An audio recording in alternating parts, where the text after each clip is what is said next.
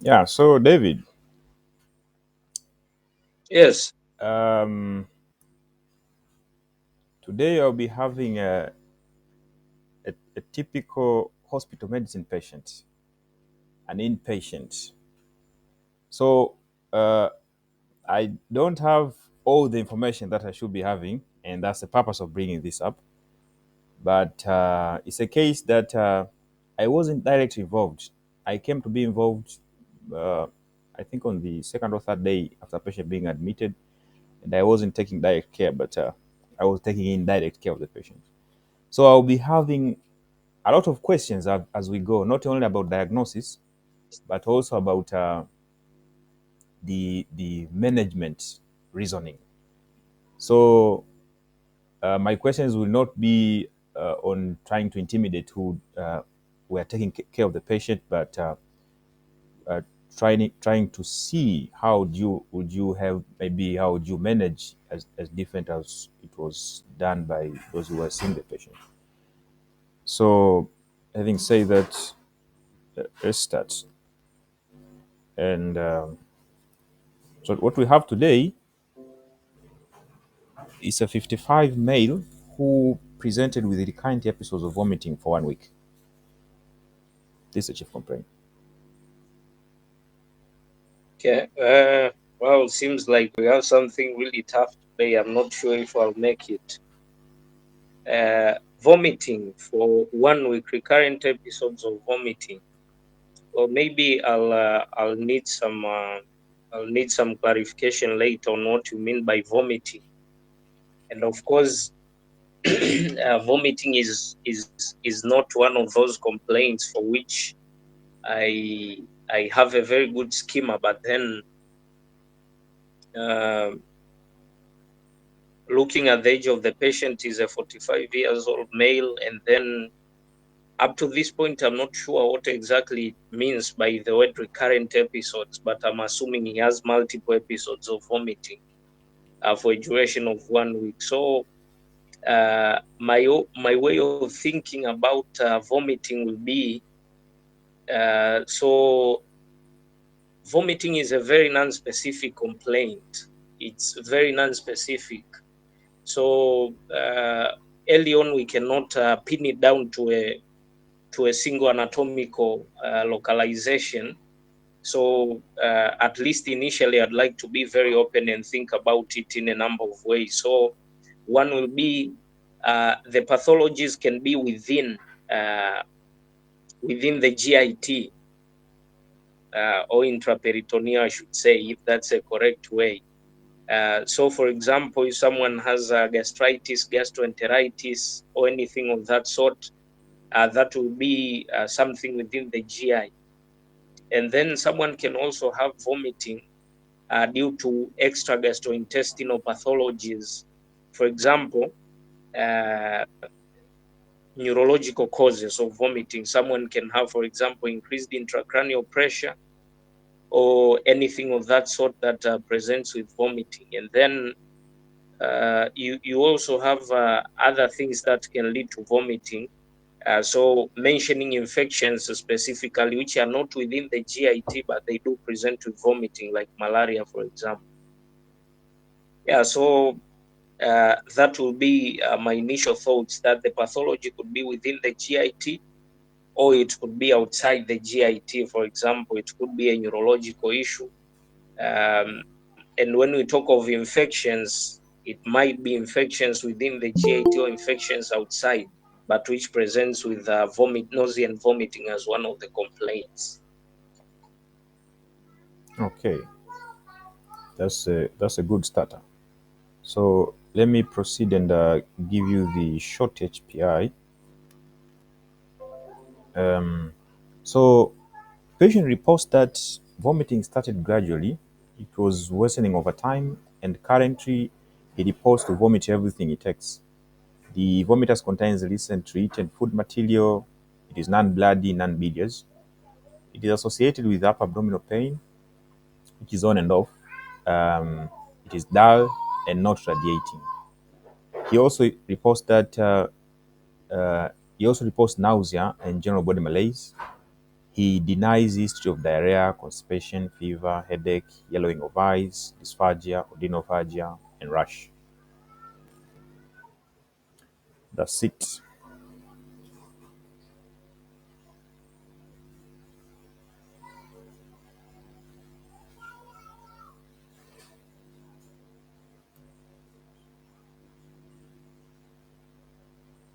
Hello,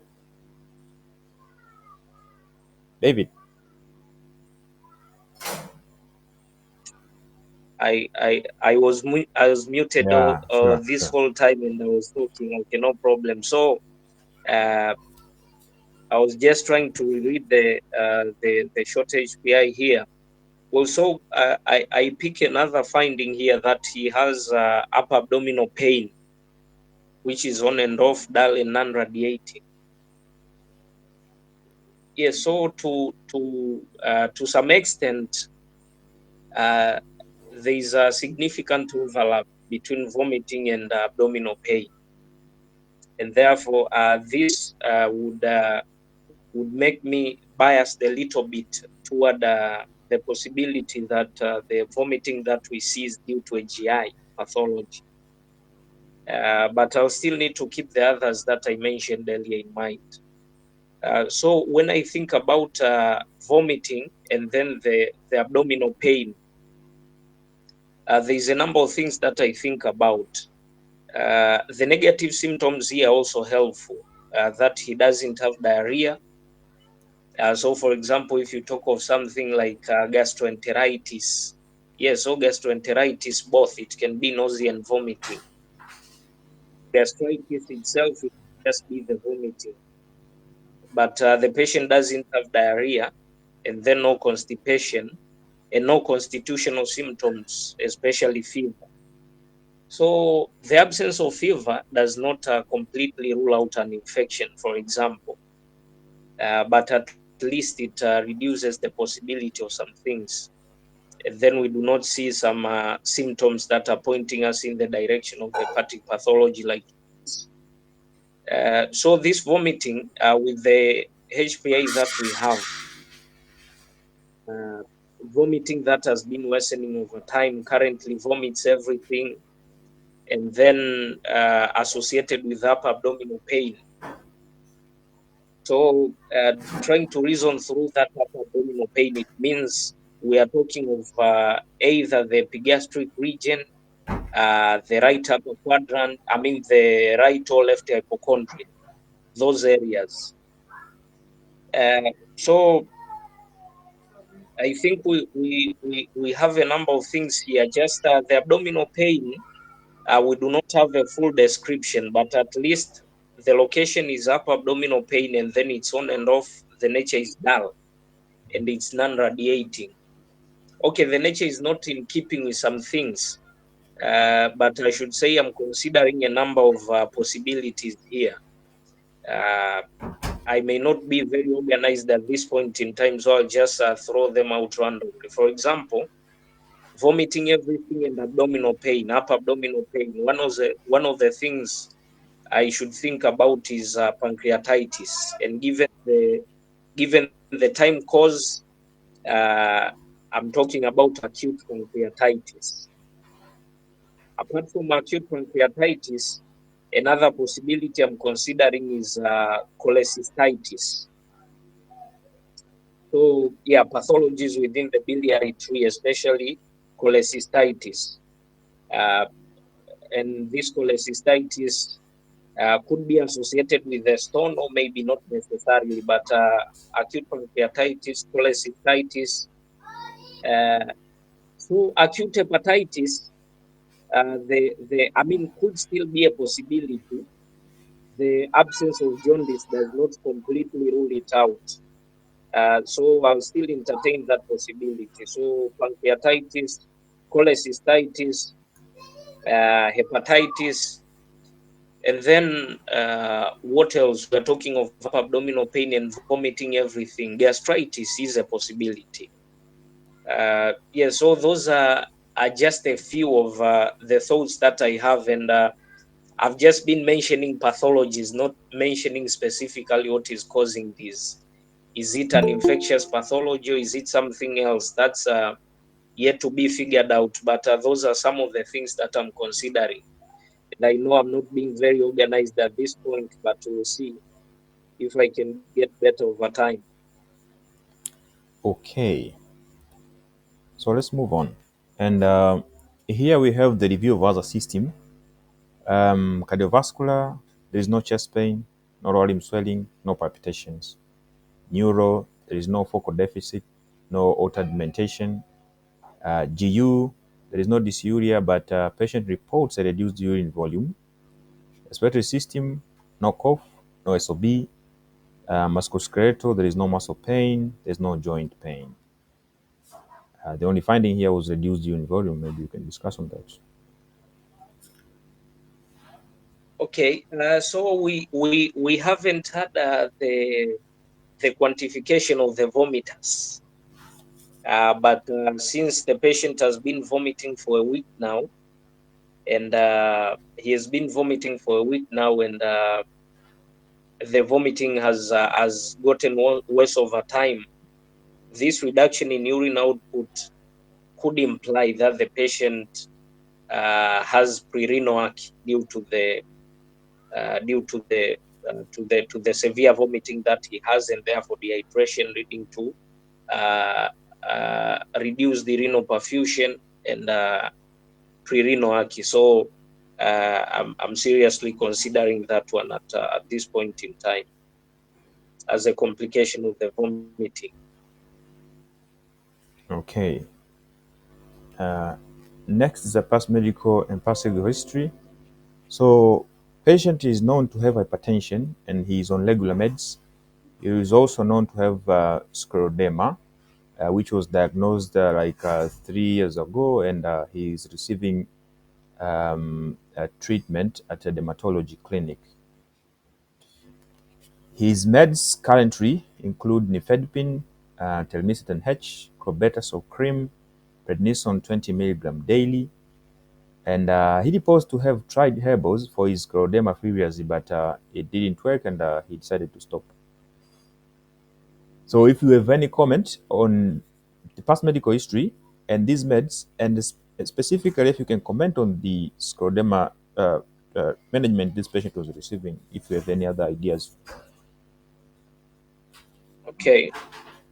Um, so the past medical history, this is a patient with hypertension and then a diagnosis of scleroderma.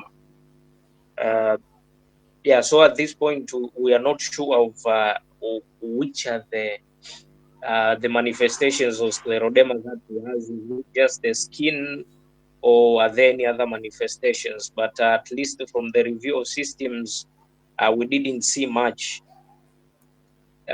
So the management of scleroderma, systemic sclerosis, the management. So first of all, I haven't read any specific guidelines about management of systemic sclerosis or scleroderma.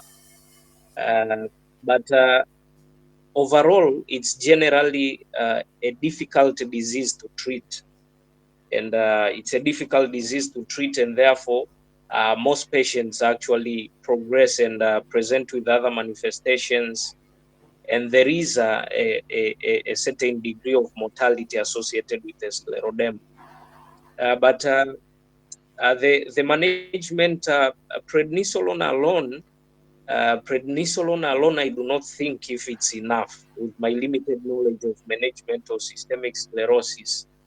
Uh, so there is a role of other immunosuppressive medications. So mycophenolate, mofetil, and other immunosuppressive medications. So I'm not sure which specific manifestations they were targeting with just the prednisolone, but I think uh, although we do not have information on the specific manifestations, as I said earlier, but I think there was a need for more medications in order to control the disease. And then looking at the history now, is there anything? Are these the background information of hypertension and scleroderma? do they help us explain the current presentation of the patient, which is the vomiting that has been worsening over time and the upper abdominal pain. So for scleroderma, the manifestations in the GI that I am aware of uh, is esophageal dysmotility. That's one of the manifestations, esophageal dysmotility. And yes, they can also have even in the intestines, they can present with dysmotility that sometimes is confused with intestinal obstruction, and therefore they can be operated on. But yes, so but for the upper GI, especially, it's esophageal dysmotility. So if that was involved, then we would expect symptoms like dysphagia. So the vomiting itself, I cannot tie it to the scleroderma itself. And then the medications that the patient is taking, I do not see any medications that are notorious for causing nausea and vomiting. Prednisolone, if it was combined with NSAIDs, there is an increased risk of gastritis. But by itself, uh, I am not exactly sure if it can cause uh, significant gastritis to lead to the vomiting that we see that has been persistent for a week. Yeah, so about the scleroderma treatment, I think it's not adequate, although I'm not very familiar with the exact management that the patient was supposed to be on. Yeah. Okay. Unmute your mic. Yeah. So yeah, very nice. And patient told me all these years he has been receiving care in dermatology clinic in different hospitals. What do you think about that? So that could be explained by a deficiency that we have in the country. Okay, scleroderma uh, is a multisystemic disease, and therefore uh, an interdisciplinary approach, as we like to put it, uh, would be important for the patient. But I think the primary clinician who is supposed to be attending this patient is supposed to be a rheumatologist and not a dermatologist. Yeah, sure. That's what what also I was thinking. So we move on, and here's the general exam. Patient was alert and oriented to time, place, and people. He was a febrile. There was no conjunctiva pallor. There was no jaundice, no lymphadenopathy, and no lower limb edema. His skin was diffuse, thick, hard skin on the back, torso, arms, and thighs. Vital signs: blood pressure was 146 over 84. His pulse rate was 111. Expected rate was 22. Temperature was normal 36.4, and he was saturating normal in room air. On the urine bag, he had 100 mils, which the catheter was placed 2 hours ago, and the urine was deeply colored. Systemic exam, per abdomen, it was normal contour. There was epigastric tenderness, spleen, liver were not palpable. There was tympanic percussion notes, normal bowel sounds. Cardiovascular system, regular rate and rhythm, no JVD, soreness to a normal, there was no murmur. Chest exam, chest moved normally. There was no crepitation or wheezes. And Okay, is it a yes, David, Joseph? yeah, You've I can you hear. left me behind because I'm not sure if it was my internet or yours. Uh, Okay, so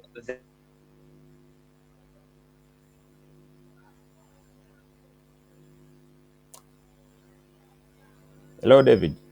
the from the general examination, I mean, after that point, I couldn't hear you clearly. But maybe we can proceed because I can follow the slides. Uh huh. Yes, hello. Now you can hear I'm me. not sure if it's my internet. Yeah. Yes, I can hear you clearly now. So we continue, right? Yeah, yeah. Yeah. So the I was talking about systemic exam, and per abdomen had epigastric tenderness. Cardiovascular exam was normal. Chest exam was normal, and neuro exam he has normal higher centers. Cranial nerves were normal. Motor sensory and coordination were also normal. So yeah, I think you can discuss the exam. So the only significant things that I see here that I can make sense of the vitals.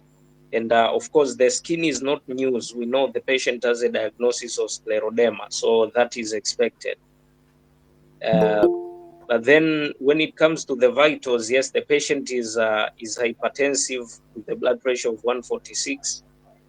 And so the things which are striking here, uh, we have a tachycardia of 111, and then we have the tachypnea respiratory rate of 22. The other findings are normal, and then the oliguria that we see within 12 hours, the patient has produced only 100 mils, which is deeply colored. So all these are features that, to me, are telling me the same story, that this is a patient who has been vomiting. So most likely the intravascular compartment is contracted at this point. That's why, so the patient is dehydrated, and that's why we see this the tachypnea and the tachycardia and the oliguria as a consequence. So we have a most likely prerenal arc due to the vomiting that he has been having. So those are the only things that I see which were very clear right from the history. But otherwise, coming to the systemic exam, there is epigastric tenderness. Uh, so epigastric tenderness, yes. So the the pain is basically at the epigastric area. And so for someone with epigastric tenderness, we tend to think more about that you are dealing with gastric pathology. So like a peptic ulcer disease or a related pathology like gastritis. It's very clear from here, epigastric tenderness. So it's not something in the hypochondrium because I mentioned hepatitis, I mentioned cholecystitis, uh, which do not seem to be the things here. And I think other differentials that I didn't mention earlier, someone vomiting, although not common, but then even people with ureteric stones, Mm. they do present with flank pain and they can vomit, but it doesn't seem to be the case here. So maybe with the epigastric tenderness, I would tend to think that the pathologies that we see, because when you think in terms of regions and you mentioned the epigastric area, uh, structures that can localize pain to that area, you are talking of the stomach itself, the pancreas, also the pain maybe at the epigastric area. So although yes, I mean gastritis could be a possibility here. Acute pancreatitis, the presentation of this patient is not very dramatic, but I'll still need to consider it, although there is a number of things that are against it, but I'll still need to consider it. So I haven't made much progress. I mean, with the exam that we have, I haven't made much progress. So let's just see if there is any other information that can help us make further progress. Yeah, maybe for the people who joined a bit later, you can give them a summary of where we are. Okay, so Joseph has been presenting the case of a 55 years old male with a background history of hypertension and scleroderma. This patient is being treated with telmisartan H, nifedipine. He's also on prednisolone 20 milligrams daily, and a topical steroid for the skin, I believe. Yeah. He has been presenting with a 1 week history of recurrent episodes of vomiting, which have been worsening over time. And up to the time when the patient was being seen, he was vomiting everything. And the vomiters contains recently eaten food materials, not blood stained and non-bilious, and it's associated with epigastric pain. On examination, the patient was tachypneic, tachycardic. He was not jaundiced, not pale, and then he had tenderness in the epigastric area. Sure. That's the best summary. So let's move on. And so here are the labs. Starting with the FBP, the white count was normal, 7, normal differentials. He had an HB of 7.1, which is reduced. But I checked into the system. This patient did some labs 19 days ago for another reasons, and it was 14. So it was a space of 2.5 weeks from 14 to 7.1. The MCV was normal, 83, platelet normal, 342, RDW normal, 44, AST slightly elevated, 37.5, ALT was 6, which is normal, ESR was 19, normal, hepatitis B and C were negative. The creatinine was severely elevated at 1208. Also, 19 days ago, his creatinine was normal at 63. The ban was 29. There was no previous ban. The urine analysis, he has a proteinuria +4, blood +3, and ketone +1. The sodium with moderate hyponatremia of 127. Potassium was 4.99, normal. Chloride 98.8. MRDT and BS were negative. RBG was 6.4, and HIV was negative. Here's the abdominal ultrasound that we can complete with. He had a gallbladder with a stone 1.28 centimeter in size. It was well distended, normal wall thickness. There was excessive epigastric bile gases and left kidney simple cyst.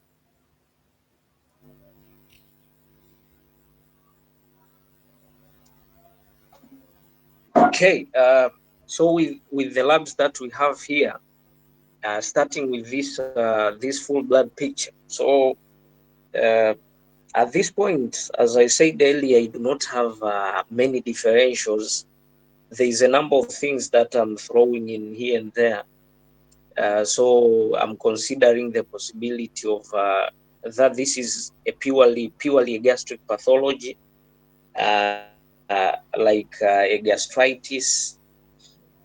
But another possibility is acute pancreatitis that I'm thinking about.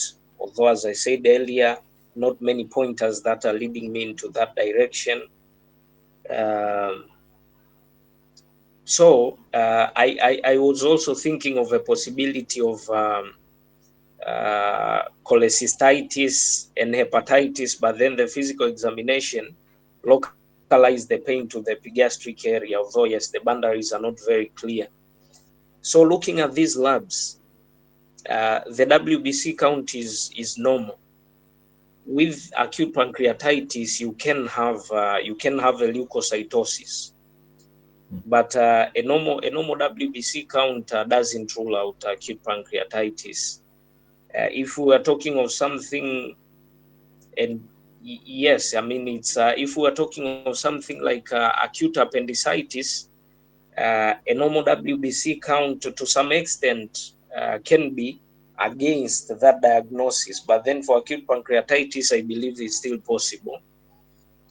And then what's very dramatic is this a rather acute or subacute drop in the HB. The patient had a hemoglobin of 14 19 days ago, and then the hemoglobin is currently 7.1. Otherwise, the MCV uh, looks normal. And then, so basically, whatever we are talking about this HB, we are not talking of a micronutrient deficiency like iron or any other of the raw materials that are needed for the iron. So I would be biased in the direction of thinking about something that led to acute blood loss like hemorrhage. So hemorrhage from any points that led to this quick drop in the hemoglobin.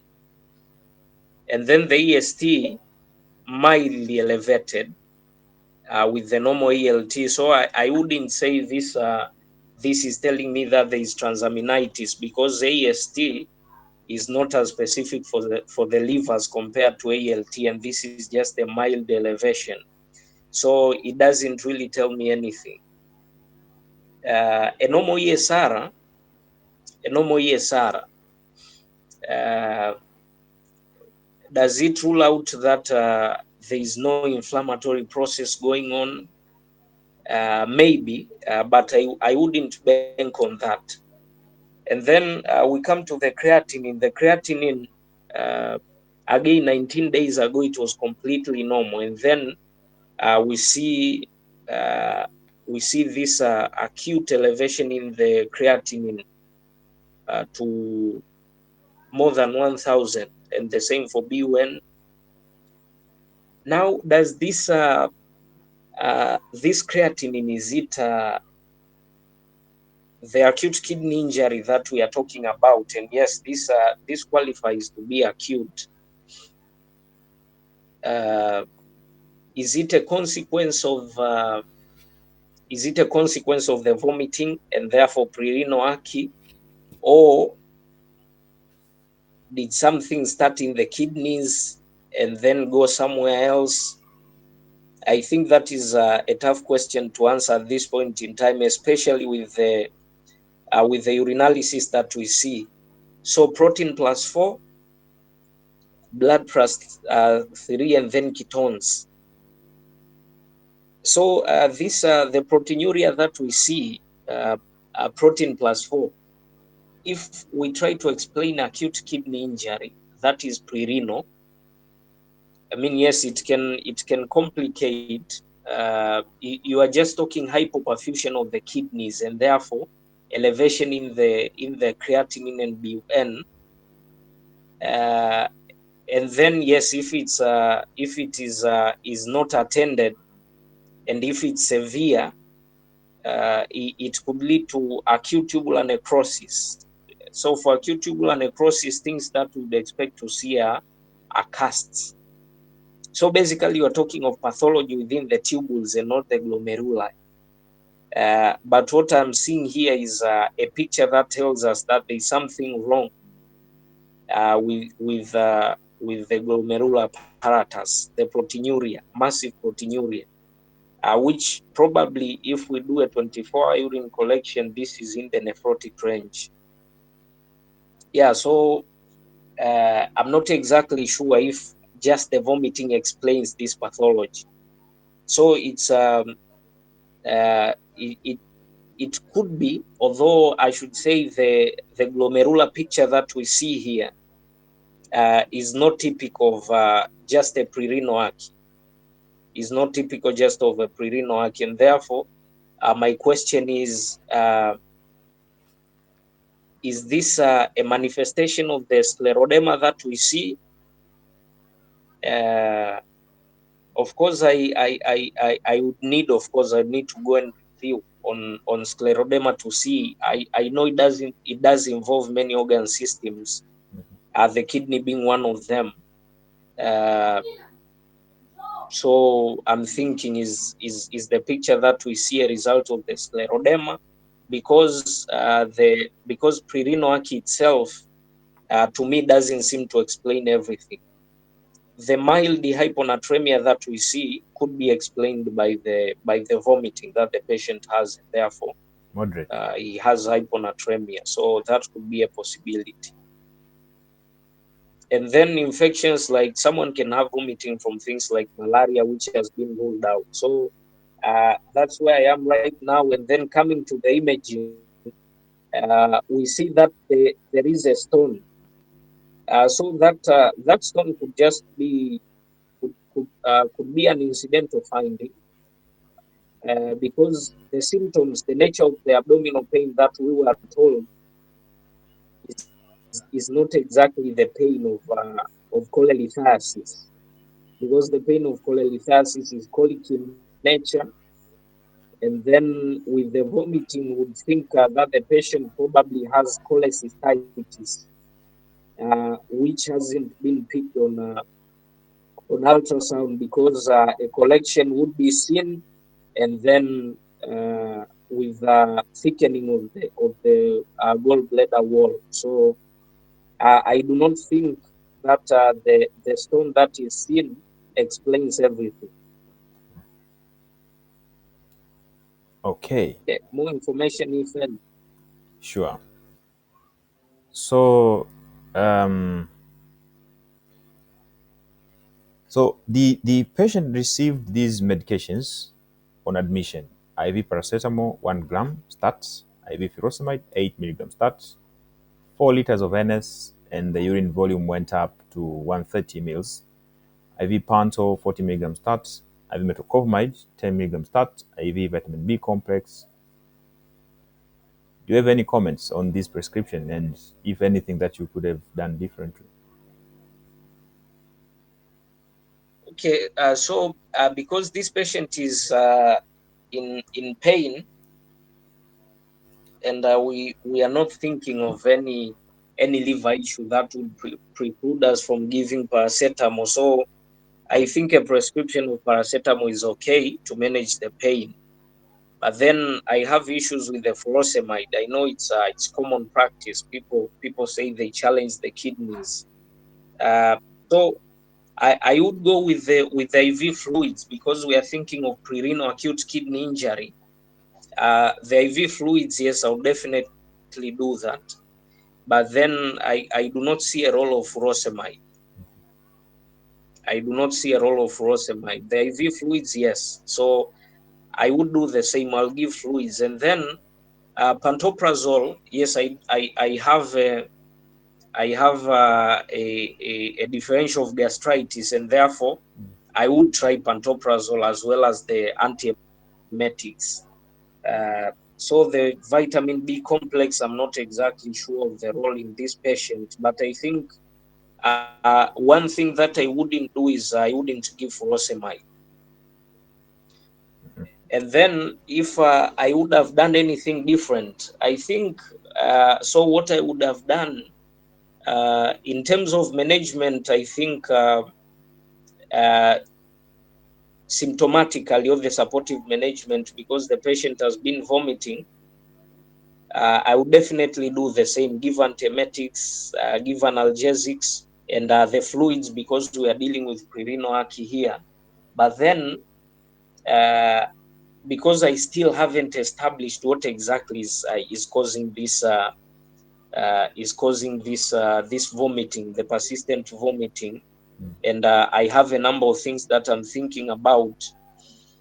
So one of the things that I would need to do is I'll do pancreatic enzymes if available. So checking the lipase and amylase in order to see if they elevated. Yeah. So I think at this point that's what I would do, because yes, I myself I'm stranded. I'm not sure exactly which direction to go. So that will be my starting point. I'll do pancreatic enzymes, give the fluids analgesia, and antiemetics, but aggressively look for the cause. Okay. Uh, if I might ask, Yes, so, and in the meantime, monitoring the urine output and doing serial renal function test. yeah, Yes, Joseph. yeah, I'm asking. So you are giving fluids. Is there a type of fluid or any, and then how much do you give, and what do you expect?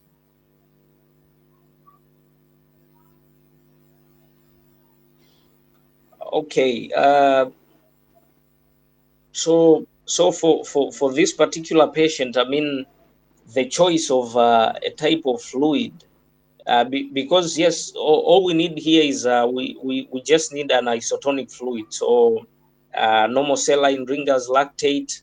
I'm not sure if I do not think I have any preferences over those, because what we are doing is we need to all we need to do is to optimize to increase the intravenous flow. So I would definitely go with the isotonic fluid. dehydrated. And so I think I'll go with then normal saline ringers lactate. Now the volume, how much to give, uh,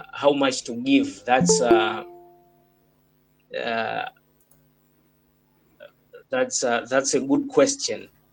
I do not have, because we are dealing with a patient who has been losing fluid through vomiting. So it's not just maintenance, because I know we have formula for calculation of maintenance fluids, and therefore I think all I would do is start with so I start with 1 liter, see the progress, the urine output, Yeah.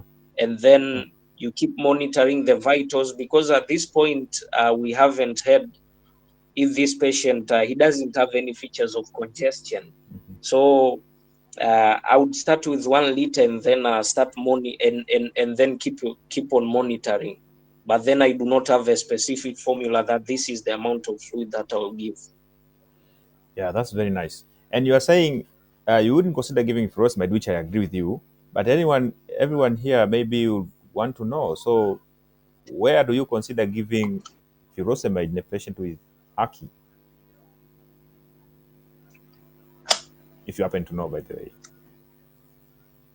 Well, so a patient with Aki, considering where does furosemide have a role? Uh, well, so I haven't. I mean, at this point, I haven't come across. I know maybe this is a limitation in my knowledge, but I do not know a specific type of work in which furosemide is has a role. I haven't come across that, at least from reading guidelines on acute kidney injury. Yeah, that's okay. That's where you open you up to date and see. So let's move on. So the team that was taking care of this patient consulted Nephro, who recommended that we should dialyze this patient. But this was, I think, the second day of admission. Patient requested a referral to another center. I talked to the patient later, but he only told me when he went there, they did dialysis. They give him medications that he didn't recognize, so I didn't have a record of what exactly happened. But that had some days had passed, and he was on maintenance hemodialysis. At this point, do you happen to have any idea what was happening in this patient to the point that he lost his kidneys? Okay, so is this the final point? Is this where I commit, or we have any progress? I Yeah, mean, we have any. no, we don't have anything else. Okay, so this is the end of the journey. Okay. Yeah. Uh, okay, so at this point, I'll stop and go back and see all the pieces of information that I have, and see if I can come with anything solid. Uh, the presentation of this patient, the chief concern that the patient had is vomiting that had been there for a week, Mhm. and this vomiting is associated with upper abdominal pain. And then so there was tenderness in the epigastric area. We come to the labs, what we see is we see a low hemoglobin of 7.1, but what is striking is that it's been a rather quick drop, because just 19 days prior it was 14, and then we see the same a quick rise in the creatinine from 63 to 1,200. So there are two things here that need explanation. So one, uh, the kidney injury that we see, could be explained by the vomiting that has been there for a week. So the acute kidney injury as a complication of vomiting. But as I said earlier, the urinalysis doesn't seem to be explained by the vomiting alone, because the proteinuria that I see there and the hematuria,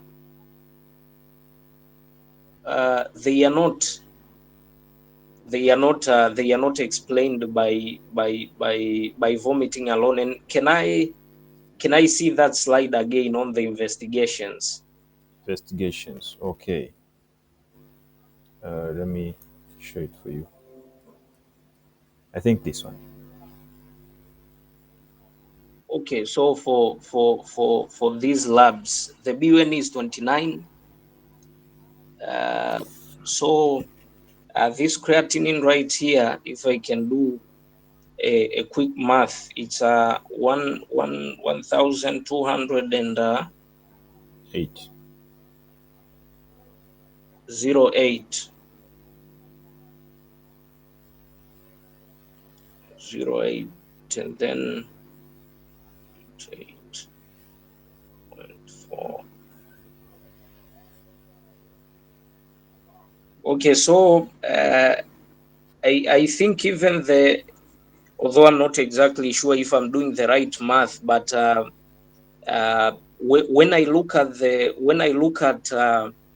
when I try to calculate the albumin to creatinine, I mean the BUN to creatinine ratio, uh, it doesn't convince that the kidney injury that we see is pre-renal.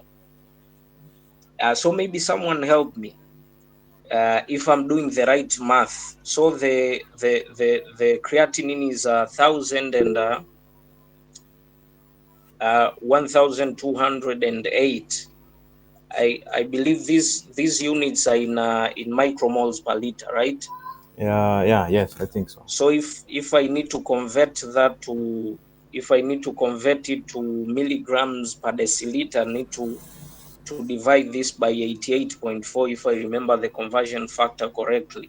Hmm. So that comes to a creatinine of 13 milligrams per deciliter. And then if I take 29 divide by that, it's 1 point something. So commonly with pre-renal ACI, we have a BUN to creatinine ratio. I think the ratio is about 20:1. That's what we see commonly. So this one uh, increases my suspicion that the pathology that we see within the kidneys, yes, I mean, the vomiting might have exacerbated it, but there is probably an independent pathology that is going on in the kidney. Mm. Yes, an independent pathology that has been going on in the kidney. For example, the scleroderma, this is where I'll need to review what are the manifestations in the kidney, because uh, other autoimmune diseases and scleroderma being one of them, they do have kidney manifestations.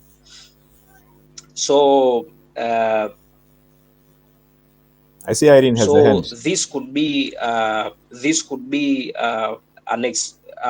mean, what we see here could be a manifestation of scleroderma in the kidneys, rather than just rather than the vomiting really leading to pre-renal ACI. So that's what I'm thinking right now. And I saw I've Irene. just seen yes, I just seen Irene writing a comment here about scleroderma renal crisis.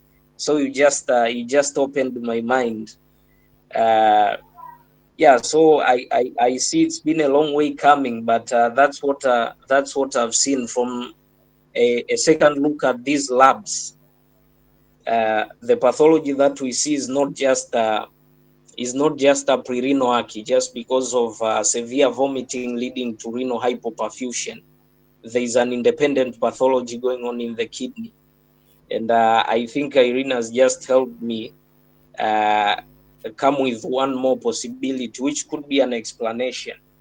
But then I remember reading about scleroderma renal crisis. Yes, so there's a rapid increase, because you are talking of a rapidly progressive now, rapid worsening of renal function.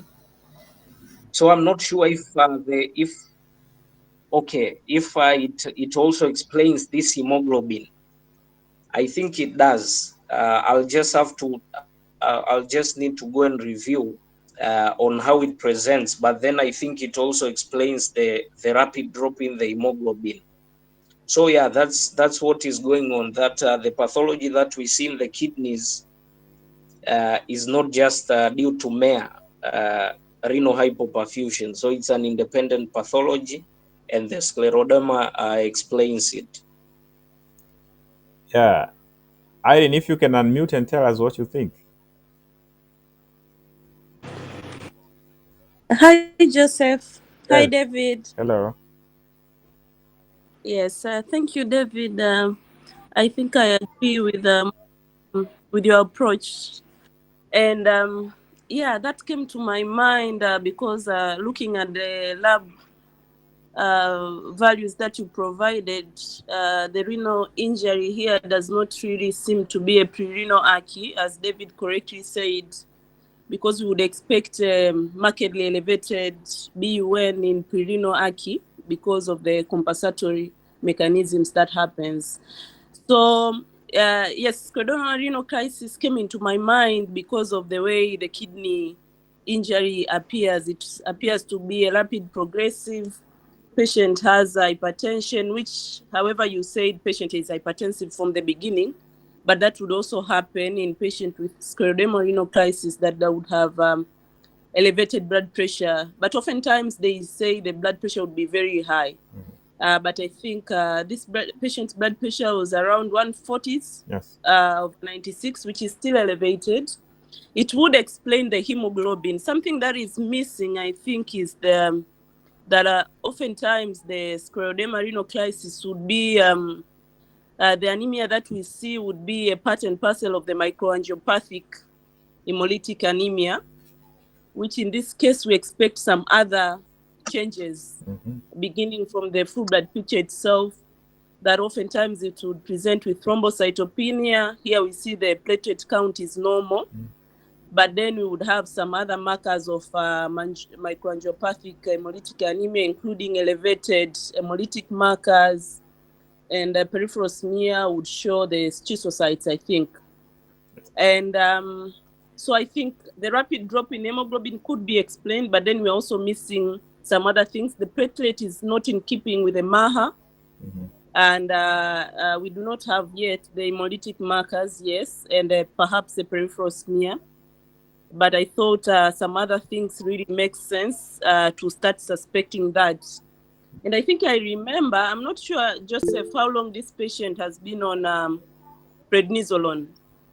Yeah. For Now how long? it has been 3 years since diagnosis. That's the medication that he's on. Oh, okay. I'm not quite sure. I do not really clearly remember very well, but I think I remember to have read at some point in time that I don't know if it was during the early stages of initiation of prednisolone that it could trigger a scleroderma renal crisis. You're very I right. do not really remember. I don't do not really remember the time frame as to the prednisolone when it comes to the scleroderma renal crisis. But I think I thought about it because some of the other things do not tally. The vomiting, it's purely would not explain the pattern of renal injury that we see. Mm. And yes, the electrolyte abnormalities could be explained by the vomiting that the patient has. Mm-hmm. Um, and then I just wanted to ask Joseph, between the vomiting and the reduced urine output, which started first? Vomiting started. Or vomiting started? So maybe the vomiting could have compounded, because sometimes you would want also to think that perhaps the gastritis that we see that the patient clinically presents with, could it be a consequence of uremia? But yeah, all those are possibilities to explore. And then I think I remember your slide on management. There were no antihypertensive There was. given for management. And I think if I remember correctly, with the scleroderma renal crisis, if that would be the case, Mm.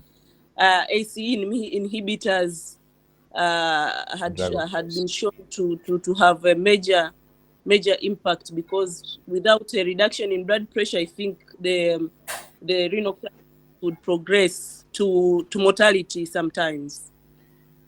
I just wanted to add that thought and see perhaps add on to what David had already started pointing out, that the possibility that an underlying condition like scleroderma could be the reason for the manifestations that the patient has. Yeah, thank you. Yeah, so I will let Mario say something, and then I will continue to tell you what happened. Mario.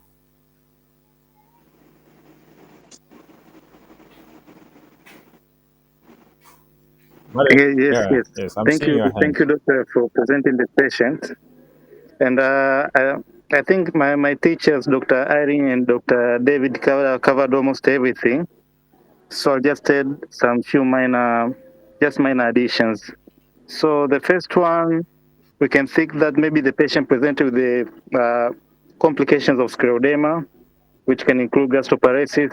This patient can have gastroparesis and present with vomiting. With gastroesophageal reflux disease, they can have it, but we don't expect them to have abdominal pain.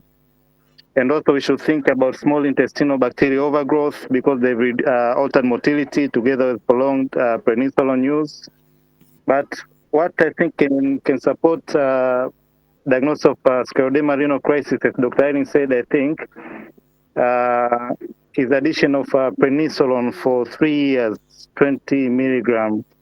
So according to European Union League Against Rheumatism, so patients with scleroderma need to be put on different medication depending on their presentation.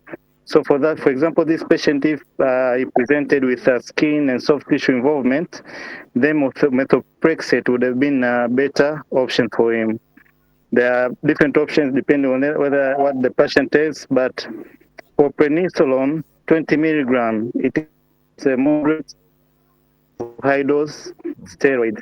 So what they recommend, if you're initiating the patient on prednisolone, you need to put the patient on 10 milligram on the list, on the lowest effective dose for a least amount of time. But this patient has been on prednisolone for 3 years. And they actually recommend that they've seen patients with scleroderma renal crisis. This prednisolone actually induces the crisis. So I think the prednisone predisposes patient to get the scleroderma renal crisis. Thank you, Mario. Those are very useful points, and I agree with you because I read about that also. So I'll tell you what happened. As I said initially, I wasn't directly involved. This case was presented in the morning report. They said serious patients, they present them. And then this doctor was presenting the patient as me, Mario, David, Irene, as all physicians. We have a soteria. And then when I heard scleroderma and then Aki today, I said, why waiting? That's scleroderma renal crisis. Give AC inhibitors. And then I went to see the patient directly and take some notes. Take a history, sorry. So the guy who was presenting the case didn't mention about this urine analysis. But when I saw the urine analysis, I realized this cannot be scleroderma renal crisis. One thing that scleroderma renal crisis doesn't have, it has a bland urinalysis and normal urinalysis. If there is anything in the urinalysis, you have to think about something else, which also comes back to try to find the cause for this anemia, a rapid drop from like 14 to 7 in a span of less than 3 weeks. This has to be hemolysis or acute blood loss, as Irene and David are saying. But again, as Irene correctly is saying, maybe you can have a MAHA that is causing this kind of anemia, but a MAHA without a thrombocytopenia, that would, I don't know, but my reading didn't see that. So what is this? This case reminded me of another case that I had seen some months ago. It's unfortunate that patient passed away, who came with the same picture, didn't have a scleroderma, but he came with rapidly progressive, the kidney functions are coming from here to the roof within a span of few days or weeks. And then you are looking at the urinalysis, you are seeing a GN picture, a glomerulonephritis. The kidney, the nephrons allows protein and blood to pass. So this is what we call a rapid progressive GN, the RPGN. I'm sure you all have seen this. So as I was saying, I don't have all the information. So yes, I've talked about whether is this scleroderma or RPGN. This is typical RPGN. You have rapid progressive ACI. You have a normal creatinine 2.5 weeks ago, and now 12,000, 1,200 should be RPGN. So another thing is scleroderma renal crisis. As I'm saying, you are seeing the notice here, it occurs within 5 years of diagnosis. Yes, this patient 3 years. Abrupt onset of severe hypertension, which was not in this patient, but he was hypertensive previously. There is ACI, but should have a normal urine analysis. And then the treatment, as Irene correctly said, captopril, you give them indefinitely. But RPGN, this is a syndrome. You have to have a urine analysis which show glomerulonephritis. Glomerulonephritis means your urine analysis is showing blood and proteinuria. And this is a progressive renal dysfunction over a short period of time, days, weeks, or few months. This patient is just 2 weeks from the previous normal renal functions to the 1200 creatinine. So the classification of RPGN is based on what they see on the electron microscopy when they do biopsy of the kidney. So they can see very few immune cells around the nephrons, and they call it post-immune few. 80% of this patient will be ANCA positive, and there are differential diagnoses there, things like granulomatous polyangiitis or microscopic polyangiitis, eosinophilic polyangiitis. Also, there is another way they can see many immune complexes around the nephron, which they call immune complex GN.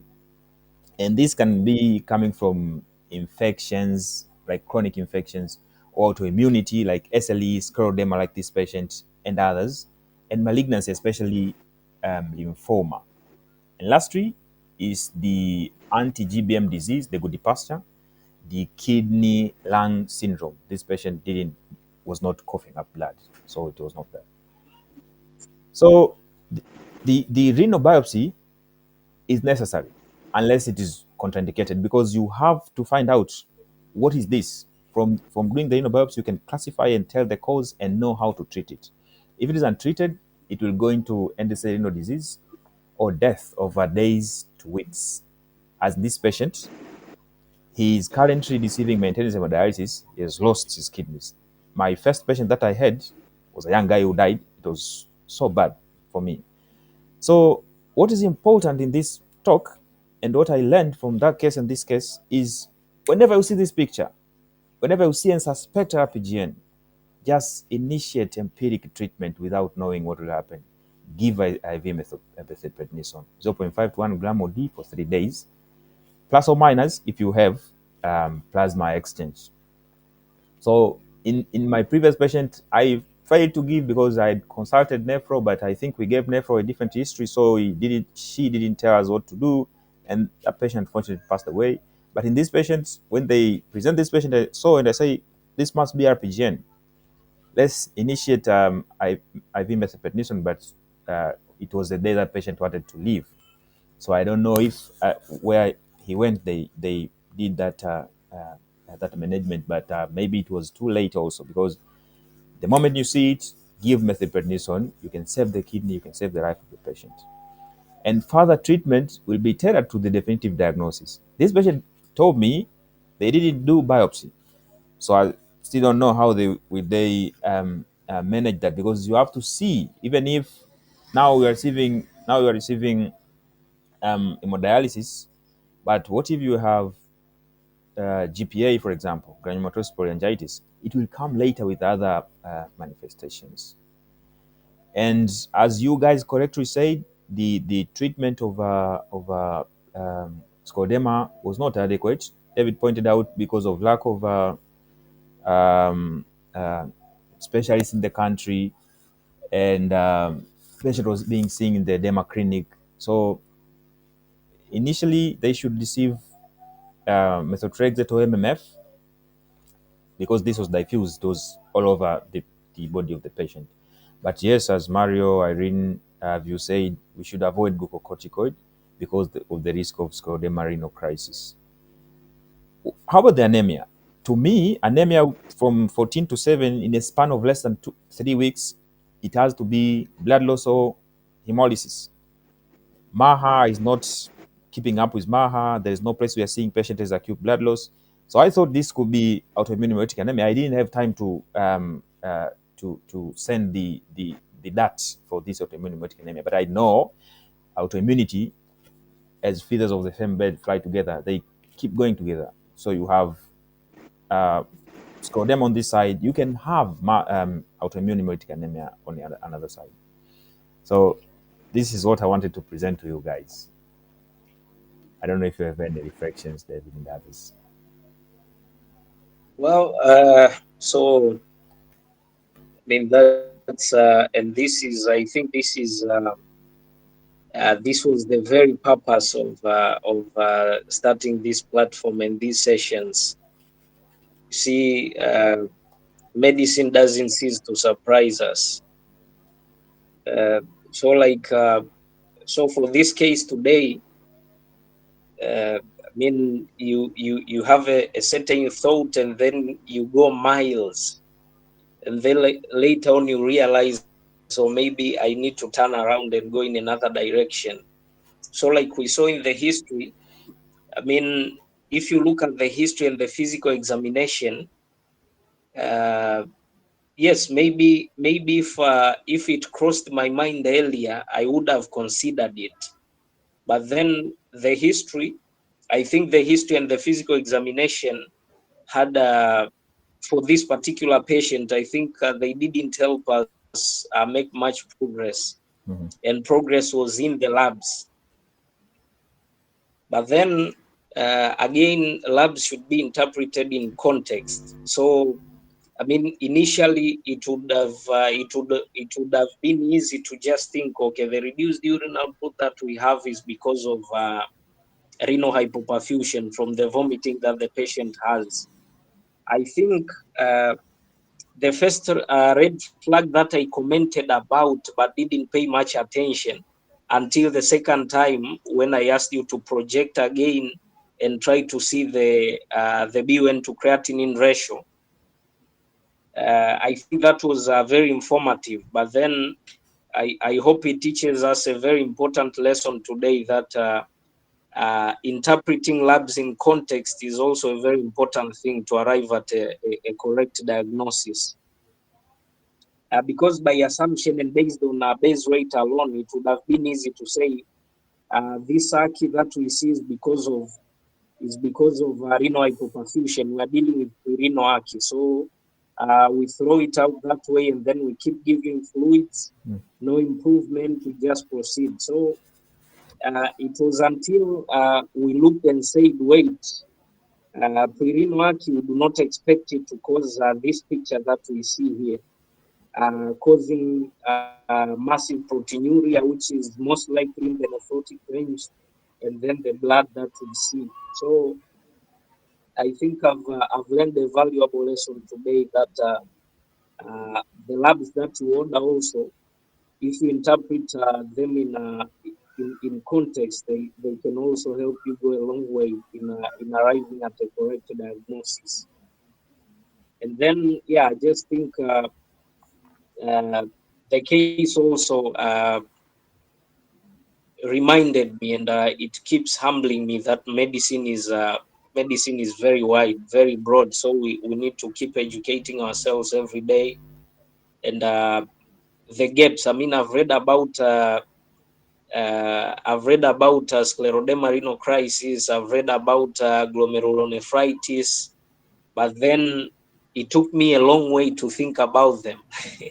It took me, I think it's until later that they crossed my mind. So I think I've identified more gaps to go and revise.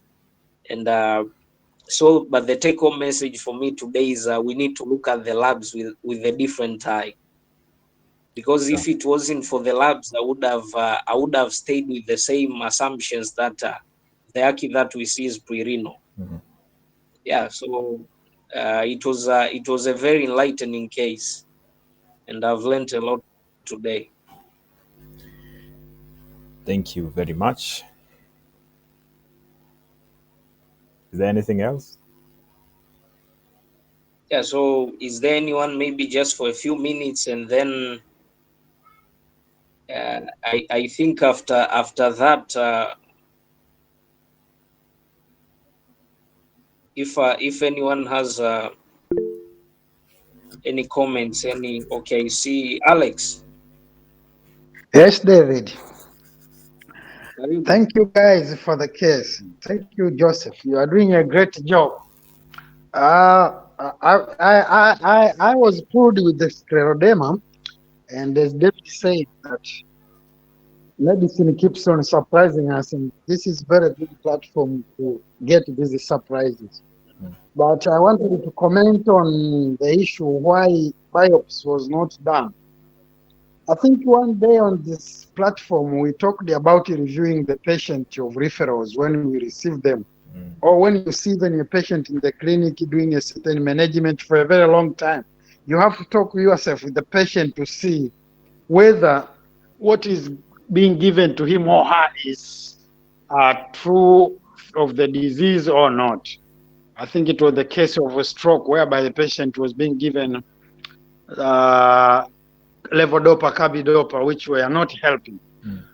So what I want to say here is that this patient, the one who received the patient where he was referred, probably went with the story which came with that is this is a kidney injury patient, and seeing the creatinine and the ureas, and they didn't go any other way. They just went for dialysis. I think that is the problem that we face always.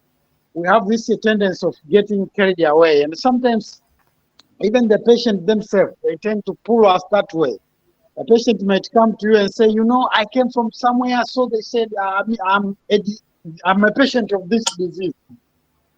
So sometimes it's better to ask them how it started, how it feels, and how it progresses.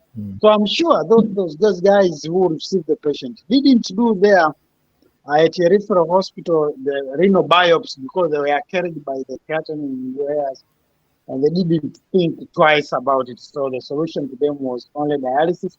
And the presence of history of hypertension even killed the whole story that, no, this could be any long-standing hypertension and then uncontrolled and then leading to kidney injury, which we see now with CKD. So that's what I think together. Yeah, thank you. Yeah, thank you very much, Alex. So, David, Thank some you, issues, Alex. some issues arise. One is, how would you know you're dealing with pre-noaki? Give fluid 1 to 2 liters. Urine should come out or creatinine should go down. If it is not, then it is maybe it was pre-renal. Now it has progressed into intrarenal ATN, for example. But pre-noaki have a bland urinalysis. Urinalysis should be normal. There shouldn't be blood in the urine. And the place in Aki where furosemide is useful is when there is a third spacing. Heart failure with pre-renal Aki or liver disease with pre-renal Aki. There is where furosemide is useful, but the rest of the places we are not doing justice by pumping in furosemide, and people feel happy when they see some urine coming out. But there are surviving nephrons there.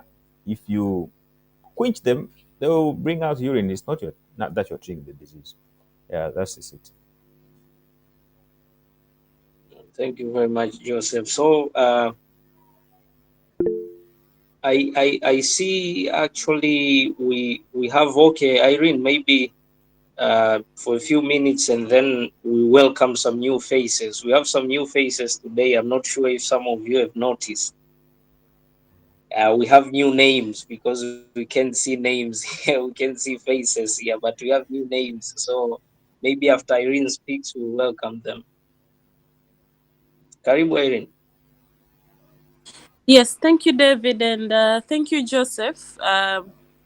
A really eye-opening and reflection on the RPG, and I just wanted to ask what could be the cause here. Mm. Yeah, what could be the cause here of RPGN? Could it be a result of the scleroderma itself, or could it really be the case in this patient? And I agree with you that the urine analysis here is really not in keeping with the scleroderma renal crisis. I tried to also check. Of course, it does not necessarily mean that the urine analysis should be absolutely normal, Mm-hmm. but it wouldn't be a nephrotic range kind of proteinuria, Mm-hmm. though they might have some subtle abnormalities on the urine analysis, but it wouldn't be conspicuous. Okay. Yes, but so the question would be, what is causing the RPGN in this patient? Yeah. So the literature emphasizes that the only way to know the cause of RPGN, you have to do a biopsy. But looking at the patient, if I trying to think of other diagnosis, because all the things will fall into these three classifications. So let's say post-immune, 80% of them um, ANCA vasculitis, the granulomatous polyangiitis, eosinophilic granulomatous polyangiitis, or microscopic polyangiitis. I don't see other things that are in keeping in this diagnosis. For example, granulomatous polyangiitis will tend to have, sinonasal and lung diseases associated with them. EPGN, I mean, EGPA, for example, we would see peripheral eosinophilias. I'm not sure about microscopic, but anything is possible. Immune complex, I didn't see any chronic infection in this patient. But yes, autoimmunity, including a poorly treated scleroderma, can be a risk factor in this patient because it's like it was not being treated. They were dealing with the skin only. Not They were not thinking that this is a systemic disease. But I didn't see the infections that can cause these, and these are chronic infections, whether they are viral or bacterial or post-infectious GN. And virals, we screened the hepatitis, we screened HIV. Some infections, like infections of the heart, can also contribute. It is not good pasture, as we have not good pasture present with a lung kidney syndrome, someone who's vomiting blood and they have having aki. So it will sit between the autoimmunity and maybe the ANCA vasculitis that is not showing other manifestations. But they need biopsy because even if to treat, everyone you have to treat differently based on what is the cause. Thank you, Joseph. Okay, I think this has been uh, it's been a next level session today. Uh, yeah, that was very amazing, Yeah. especially the part on labs, reasoning around labs. I think yeah, we keep moving every day. Yeah, so I saw new names. Some of them have already left, but I see one. There is Joseph here, Joseph Kalalu. Uh, Karibu, if you can unmute yourself and say hi. Yes, I believe it's a new name because I'm not familiar with the name. So unaweza kuunmute ukatusalimia ukatuambia uko wapi, and just share the links with others next time ili tuongezeke. We want this to expand and involve others. So Joseph, karibu if you are still around.